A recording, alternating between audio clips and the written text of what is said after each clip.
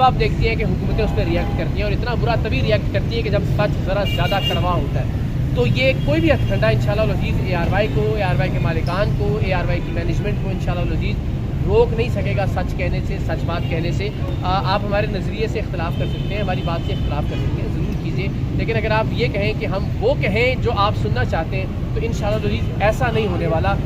अम्माद यूसुफ की गिरफ़्तारी मुझे लगता है कि पाकिस्तान की मीडिया की तारीख़ में एक भयानक बाब के तौर पर लिखी जाएगी जब ये लिखा जाएगा।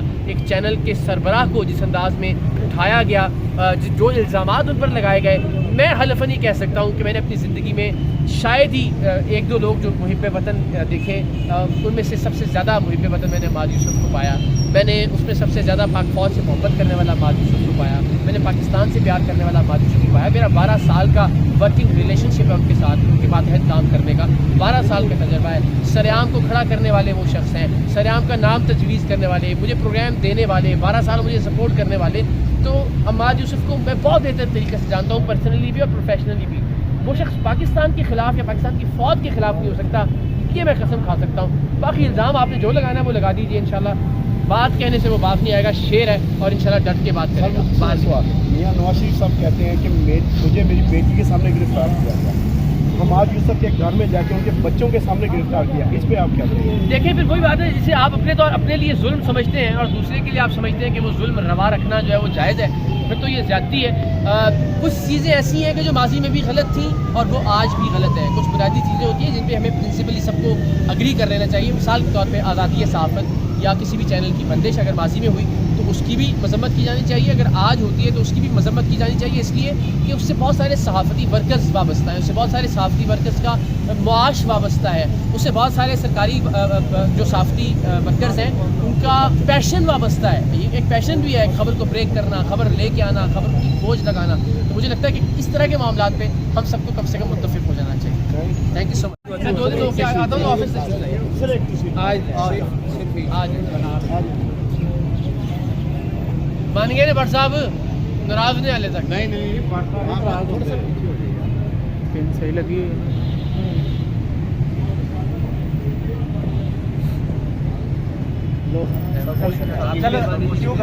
क्यों है नाज़रीन, इकरार उल हसन साहब मेरे साथ मौजूद हैं, किसी तारुफ के मोहताज नहीं, इससे बात करते हैं। सर बहुत शुक्रिया टाइम देने का। ARY पर सर बंदिश लगी है, एंकर्स पर मुकदमा दर्ज हो रहे हैं, क्या ऐसा हुआ है? ARY के बारे में मुझे इल्ज़ाम लगता है कि इस्टेब्लिशमेंट के लाइन पर चलता है, तो ये क्या टकराव किस तरह? चलिए ये इल्ज़ाम तो सच है, ही मुल्क की अपनी इस्टेब्लिशमेंट है, हमारी फ़ौज है। अगर हम इसकी लाइन पर चलते हैं तो इसका मतलब हम पाकिस्तान की लाइन पर चलते हैं, तो ये इल्ज़ाम तो सर आँखों पे। लेकिन एक बात हमेशा याद रखिएगा, पाबंदी हमेशा सच पे लगती है, कभी झूठ पे पाबंदी आपने सुना कि झूठ बोलने पे पाबंदी लगी है, सच पे हमेशा पाबंदी लगती है। और हमें इस बात पे फ़ख्र है अगर ARY को बंद किया गया है या अगर ARY से किसी को प्रॉब्लम है, दैट मीन्स कि हमारा सच किसी को खटक रहा है और उसी वजह से ये इंतकामी कार्रवाइयाँ की जा रही हैं, जिससे जमाबंदी हो नहीं सकती। इंशाअल्लाह हम बोलते रहेंगे, आवाज़ बुलंद करते रहेंगे, जो हमारा फ़र्ज़ है वो हम करते रहेंगे, जो वो करना चाहते हैं वो कर सकते हैं, वो करते रहें, बिस्मिल्लाह हम तैयार हैं। अच्छा सर, सोशल मीडिया पर ये भी लोग तनकीद कर रहे हैं कि ARY ने फौरी तौर पर उस पर रिएक्ट नहीं किया, बल्कि अपना मौक़िफ़ जो है वो एक दिन बाद दिया है। कासिम बादशाह अपने प्रोग्राम में मजम्मत की मैनेजमेंट की तरफ से, देखिए फौरी देना चाहिए। हमने कोई उसको इंडोर्स भी नहीं किया कि हमने उसके टिकट्स चलाए हो या उसको अपने प्लान बना के पेश किया हो या उसको किसी भी तौर पे आप देखें कोई, वरना नॉर्मली कोई भी मेहमान जब कोई बात करता है तो उसको बतौर खबर बाद में चलाया जाता है, लेकिन उसको कोई इदारे की तरफ से उसकी कोई इंडोर्समेंट नहीं थी। और जाहिर है वो पॉलिसी बयान जब आपने देना होता है तो वो कोई सेकेंड्स की बात नहीं, सारा बैठता है, उसके तमाम प्रोज एंड कॉन्स देखता है और उसके बाद एक पॉलिसी बयान जारी किया जाता है। तो ऐसा नहीं खुदा न खास्ता कि हम उस बयान से ताल्लुक़ का इजहार कर रहे हैं, उससे हमने इजहार ला ताल्लुक़ नहीं किया और अपने क्रेडिबल तरीन जो हमारा फ्लैगशिप प्रोग्राम है काशिफ अब्बासी साहब का, उस प्रोग्राम में उसका हमने इजहार किया। राना सनाउल्लाह ने ये इल्ज़ाम लगाया कि पहले ARY की मैनेजमेंट को आगाह किया गया था, हमने को जाम देना, जोड़ के साथ जाम लेकर किया। ऐसा नहीं होता, ऐसा गठजोड़ क्या हुआ? राना साहब जरा ARY से ज़्यादा मोहब्बत करते हैं। मुझे याद है कि वो ज़ैनब कत्ल केस पे हम कसूर गए थे उसकी कवरेज के लिए, उन्होंने वहाँ भी इल्ज़ाम लगा दिया था कि जी आप लोगों को उकसाने के लिए यहाँ पे आ गए, जैसे खुदा खास तो हमने करवाया हुआ होता है। तो राना साहब की मोहब्बत है, ये उनका प्यार है यार वैसे। अच्छा 2018 में जब जियो की बंदिश हुई थी तो आपने क्रिएट किया था, तो आज आप समझते हैं कि बाकी चैनल्स को, बाकी साथियों के आपके साथ में खड़ा होना चाहिए?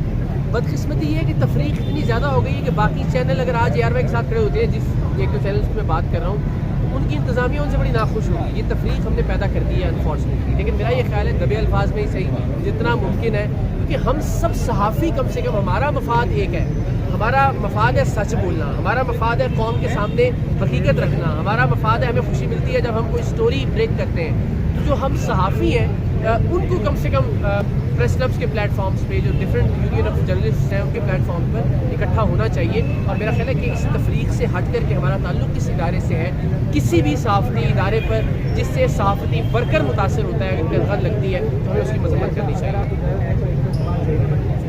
جی ظہیر احمد کیس 2-3 ماہ سے چل رہا تھا، لیکن آپ نے اس پر کوئی ویڈیو نہیں بنائی. پھر ایسے کون سے ایسے ٹھوس شواہد آپ کو ملے کہ آپ کنوینس ہوئے کہ آپ پولیس پر کرنا چاہیے؟ اور پولیس کی تفتیش میں ابھی تک کوئی گینگ کا آیا نہیں، آپ نے کہہ دیا کہ بیچنا چاہتے تھے گینگ ہے. دیکھیں خیر ایک تو بالکل مختلف موضوع ہے، لیکن میں اپنی ویڈیوز میں خاص طور پہ یوٹیوب پیج پہ بڑی تفصیل سے عرض کر چکا ہوں. دیکھیں جبران ناصر صاحب نے بڑی خوبصورت بات کی تھی. فرد جو ہے ایک فرد ہوتا ہے، 4-5 لوگوں کا ایک خاندان ہوتا ہے، 11 لوگوں کی ایک ٹیم ہوتی ہے، 16 لوگوں کا اسکواڈ ہوتا ہے.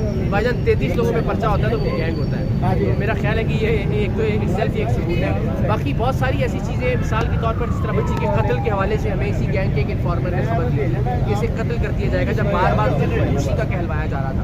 تو ظاہر ہے کہیں ہمیں اپنی آئیڈینٹی جو ہے اپنے انفارمر کی اس کی زندگی کی حفاظت کے لیے مخفی بھی رکھنا ہوتا ہے. تو اس کیس میں انفارچونیٹلی ایسا ہے، لیکن ہمارے پاس بہت ساری چیزیں ہیں. یہ پہلا موقع ہے سریعام کا اگر فارمیٹ دیکھیں تو ہم کسی بھی چیز کو یا کسی بھی واقعے کو وقوع پذیر ہونے سے پہلے روکتے ہیں. بچی کو ہم کوشش کرتے ہیں کہ جب تک اب چونکہ یہ سبجوڈس معاملہ ہے تو ہم پولیس کی مدد کر رہے ہیں، ہم عدالت کی مدد کریں گے ایویڈنس کے معاملے میں. اور جو ثبوت ہمارے پاس تو آپ کے پاس جو ثبوت ہیں، جو ویڈیو ثبوت بھی آپ نے تذکرہ کیا، تو وہ کب آپ سامنے لے کر آئیں گے؟ عدالتوں سے تو ان کو ضمانتیں ملنی ہے، اگر آپ دے دیں تو